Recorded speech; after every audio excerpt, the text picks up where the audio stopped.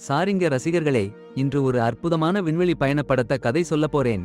பாருங்க, கல்லூரி மாணவன் ஒருத்தன் இருக்கான். வேலைக்கு இன்டர்வியூக்கு போறான். அவன் எப்பவும் சிந்தனை தெளிவாக இல்லாம இருப்பான். சப்வேல போறான். அப்போ அவனுக்கு பழைய நண்பன் ஒருத்தன் கண்ணுல படுகிறான். கேட்டோன்னு அவன் பேர். நிறைய காலம் கழிச்சு சந்திக்கிறாங்க. அடேங்கப்பா, ஒரு பெரிய சத்தம். யாரோ ரயில் பாதையில விழுந்துட்டாங்க. எல்லாரும் நின்னு பாக்குறாங்க. யாருமே சாப்பிட போக மாட்டேங்கறாங்க. அப்போ கேட்டோ ஒரு பெரிய ஆளா நீச்சு போய் அந்த கொஞ்சம் குடிச்ச ஆளை காப்பாத்த போறான். அவன் கேயை பாக்குறான். உதவி கேட்கிறான். ஆனா கேய் அவனை அடையாளம் கண்டுக்க மாட்டேன்னு நடிக்கிறான். பயங்கரமா ஓடி போறான். கடைசியா எல்லாரும் சேர்ந்து அந்த ஆளை எடுத்தாங்க. ரயில் வந்துடுச்சு. கேய் கையை நீட்டறான். இழுத்தாங்க. 2 பேரும் அடிபட்டுட்டாங்க. சீரியஸா? ரயில், அடடா. அப்புறம் கண் விழிச்சா பாருங்க, ஒன்னா இருக்காங்க. ஆனா ஒரு பெரிய கருப்பு பந்து இருக்கிற அறையில பல பேர் இருக்காங்க. யாரும் பேசுறதில்லை. ஜன்னல் கதவுன்னு எல்லாம் பூட்டிருக்கு. ரயில் அடிச்சது உண்மைதான். ஆனா எப்படி உயிரோட இருக்காங்க இங்க? இன்னொரு விஷயம், எல்லாரும் சொல்றாங்க சாக்கிட்டாங்கன்னு. எப்படியோ இங்க வந்திருக்காங்கன்னு. அப்புறம் அந்த கருப்பு பந்து ஒளிர்ந்தது. கேய் பார்த்தான். ஒரு கால், அப்புறம் கை, ஒரு உடல். அவன் முன்னாடியே கிஷிமோட்டோன்னு ஒரு பொண்ணு. உடம்புல ஒண்ணுமில்லாம நனைஞ்சு காடோ ஜாக்கெட்டை போட்டு உதவி பண்ணான். வேற ஒருத்தன் கெட்ட காரியம் பண்றதுக்கு முன்னாடி அந்த கருப்பு பந்து அலட்ட ஆரம்பிச்சுச்சு. பயங்கரமான இசை. எல்லாரும் அதிர்ச்சியா போச்சு. ஒருத்தன் மட்டும் சாதாரணமா இருந்தான். போர் உடை போட்டிருந்தான்.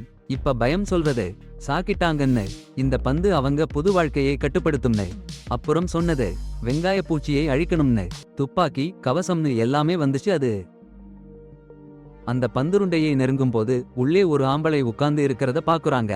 பின்னா அவங்க பேர் எழுதிய சூட்கேஸை திறந்து பாருங்க. போர் உடைகள் அந்த ஆம்பளையே போட்டிருந்த மாதிரி. ஆனா யாரும் அந்த ஆயுத உடையை போடல. ஒரே ஒருத்தி மட்டும்தான். முதல்ல நிர்வாணமா வந்த பொண்ணு. அப்புறம் பாருங்க, அவங்க உடம்பு மறைஞ்சு போற மாதிரி. எல்லாரும் பயந்து போயிட்டாங்க. ஒரு சந்திப்புல போய் நிக்கறாங்க. யாரும் இல்ல. அப்பதான் அந்த ஆயுத உடை போட்ட ஆம்பளை நிஷின்னு தன்னை அறிமுகப்படுத்துறான். ரியாலிட்டி ஷோன்னு கத்தறான். ஏலியனை அழிச்சா $1,00,000 பரிசுன்னு சொல்றான். அப்புறம் ஒரு ஏலியன் தொலைவில தெரியுது. காசுன்னா எல்லாரும் ஓடுறாங்க. யோசிக்கிற மனசு கூட இல்ல. கேரேஜ்ல ஏலியனை பிடிச்சு அடிச்சு போடுறாங்க. ஒருத்தன் துப்பாக்கியால சுட்டு போடுறான். முதல்ல எதுவும் நடக்கலன்னு தோணுச்சு. ஆனா ஏலியன் கை வெடிச்சு சிதறது. ஏலியன் எதிர்த்து போராட முயற்சி பண்றது. அதனால எல்லாரும் கோபப்பட்டு கொன்னு சிதறடிச்சு போடுறாங்க. பரிசு பணத்தை எடுக்க போறாங்க. அப்பதான் பின்னால ஒரு உயரமான பேய் நிக்குது. யாகுசா கும்பல். அந்த பிரியாணி பாத்திரத்தை பயமுறுத்த பார்த்தாங்க. ஆனா ஒரு கையாலேயே அவங்க கால்ல அடிச்சு துண்டாக்கிட்டாங்க. அப்படியே தடுமாறி விழுந்தப்போ அந்த உயரமான ஆளோட விக் விழுந்துடுச்சு. அதுதான் அந்த ஏலியன். அப்பா சி, பயந்து சுட்டு பார்த்தாங்க. தோழர்களையே வெடிக்க வச்சுட்டாங்க. அப்புறம் வந்தாங்க கேரேஜுக்கு. கட்டோ பயந்து ஓடுறத பார்த்தாங்க. கொல்ல போற நேரத்துல கிஷிமோட்டோ அந்த ஏலியனை பிடிச்சு சுவரிலேயே வீசி போட்டாங்க. அந்த உடம்புல இருந்த பலத்தால ஏலியன் பறந்து போய் விழுந்தாச்சு. சீக்கிரமே எழுந்து அந்த ட்ரீமை எல்லாத்தையும் அசால்ட்டா அழிச்சு போட்டாச்சு. வுக்கு ஆர்மர் இல்லாம போச்சு. சூட்கேஸ்ல இல்ல. எப்படியோ உபயோகிச்சாங்க. கொல்ல போற நேரத்துல தூரத்துல இருந்து ஒரு ஷாட். ஏலியன் ஃப்ரீஸ் ஆயிடுச்சு. நிஷி எல்லாத்தையும் பார்த்துட்டு இருந்தாங்க. அவங்களை பயன்படுத்தி ஏலியன் தலையில சுட்டு போட்டாங்க. அலறியடிச்சு வெடிச்சு போச்சு அது. அதே அறைக்கு திரும்பி போனாங்க.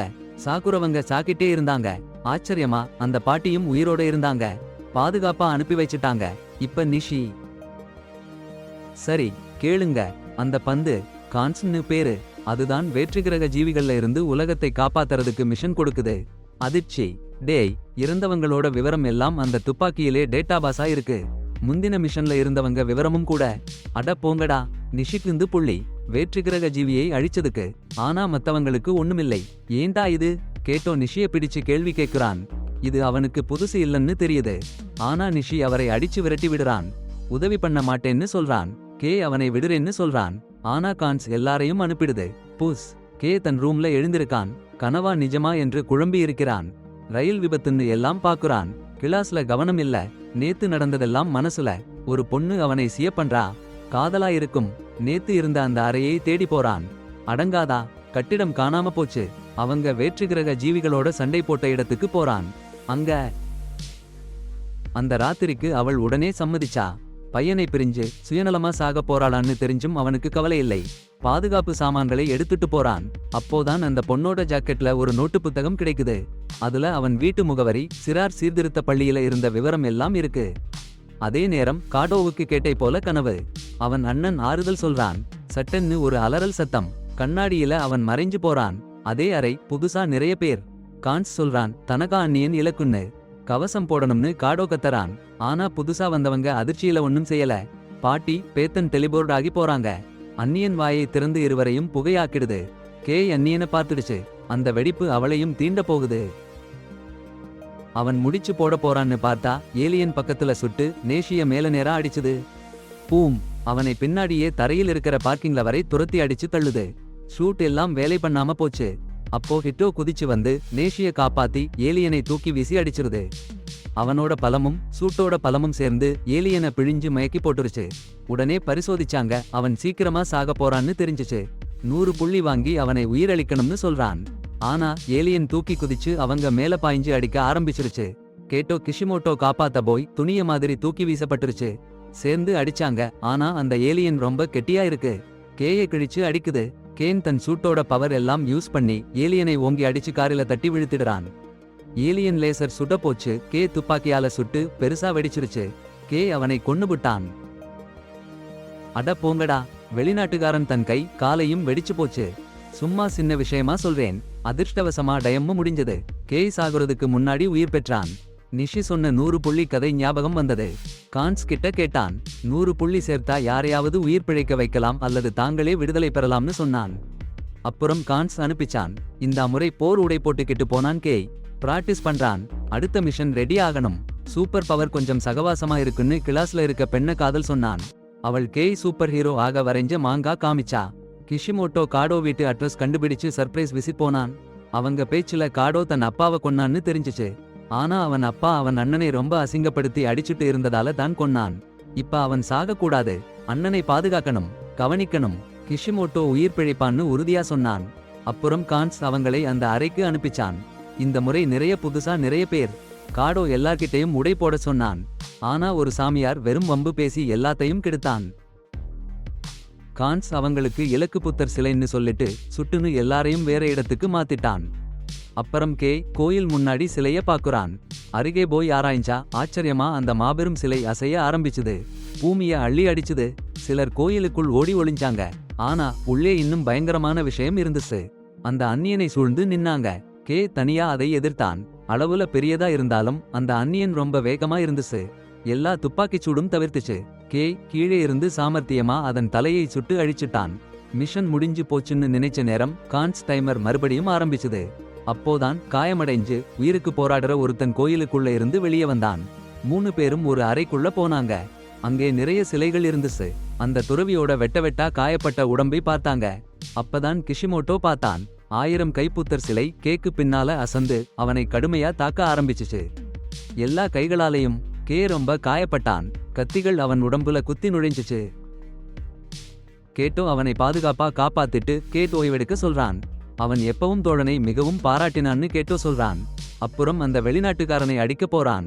கேட்டோ சிறப்பா போராடினாலும் அந்த வெளிநாட்டுக்காரன் ரொம்ப வேகமா இருந்தான். கடைசி அடிய விழப்போற நேரத்துல கிஷிமோட்டோ தன் தோழனை காப்பாத்த நடுவுல பாய்ஞ்சிடுச்சு. எல்லா இடத்திலையும் காயம்பட்டு கேட்டோ கையில விழுந்துடுச்சு. கடைசி நிமிஷத்துல கேட்டோ உயிரோட இருந்து அவன் அண்ணனை சந்திக்கணும்னு சொல்லிட்டு சாகுது. தோழிய சாக பார்த்த கேட்டோக்கு கொதிப்பு வரும். அந்த வெளிநாட்டுக்காரனை அடிக்க ஓடுறான். ஆனா அந்த வெளிநாட்டுக்காரன் சீக்கிரமா அவனை நொறுக்கிடுச்சு. தோழிய சாகுற நிலையில பார்த்த கேட்டோ கடைசி சக்திய கூட்டி அந்த ராட்சசத்தை நோக்கி ஓடுறான். ஆனா அருகில போய் அடிச்சா ஜெயிக்க முடியாதுன்னு உடனே புரியுது. அரை முழுக்க நோட்டம் விட்டு துப்பாக்கி எடுக்க ஓடுறான். அந்த வெளிநாட்டுக்காரன் அவனை அடிக்க வரும்போது துப்பாக்கி எடுத்து சுட்டுடுறான். ஆனா அந்த வெளிநாட்டுக்காரன் சட்டிய கத்தியால தடுத்திடுச்சு. சின்ன சிலைய தரையில விழ அது பெருசா வளர்ந்து கட்டிடத்தோட உச்சியை உடைச்சு கட்டிடத்துக்குள்ள நுழைஞ்சிடுச்சு. அது தன் பயங்கர ஆயுதத்தை வெடிச்சு அதுல பெரும்பாலான கட்டிட மாடிய நொறுக்கிடுச்சு. சக்தி வாய்ந்த எதிரி முன்னாடி கேய் என்ன பண்றதுன்னே தெரியாம திண்டாடிட்டு இருந்தான். அந்த நேரத்துல கடைசி மூச்சுல காடோ துப்பாக்கியை கேய் கிட்ட வீசி எரிஞ்சான். அதை பிடிச்சு கேய் புத்தர் கையை நோக்கி சுட்டு பிச்சுருவினான். அது நொறுங்கி போச்சு. அப்புறம் அந்த ராட்சதன் தலையை நோக்கி ஓடினான். அது வாயை திறந்து காடோவை விழுங்கிடுச்சு. ஆனா காடோ உள்ளேயே சுட்டு பிச்சுருவினான். அந்த ராட்சசன் வேதனையால கொழுந்துவிட்டு எரிஞ்சு சின்னாபின்னமாச்சு. உடனே கேய் திரும்பி வந்து காடோ கையை பிடிச்சு சாகாதடான்னு கெஞ்சினான். அப்புறம் கேய் தன் அறைக்கு டெலிபோர்ட் ஆயிட்டான். காடோ அங்கே அசையாம கிடந்தான். கேய் உயிர்ந்த பிணவங்களை பார்த்தான். ஆனா காடோ தெரியல. ஸ்கிரீன்ல காடோ சாகுறது காண்பிச்சது. கேய்கன்ஸ் கிட்ட காடோவை திரும்ப கொண்டு வாங்க சொன்னான். ஆனா அவனுக்கு 20 புள்ளி தான் கிடைச்சிருந்துச்சு. அவனால எப்படி உயிர் பிழைக்க முடியும்னு தெரியாம அவன் அழுதான். நம்பிக்கையே இல்லாம தவிச்சான். சாதாரணமா இயங்க முடியாம போனான். டிப்ரெஷன்ல கிடந்தான். காதலி கூட சப்வே ஸ்டேஷன்ல நடந்து போனப்போ ரயில் பாதையில தள்ளி சுயநினைவாக சாக பார்த்தான். அதை பார்த்த காதலி அவனை பிடிச்சு, உன்னை நான் காதலிக்கிறேன்னு சொன்னா.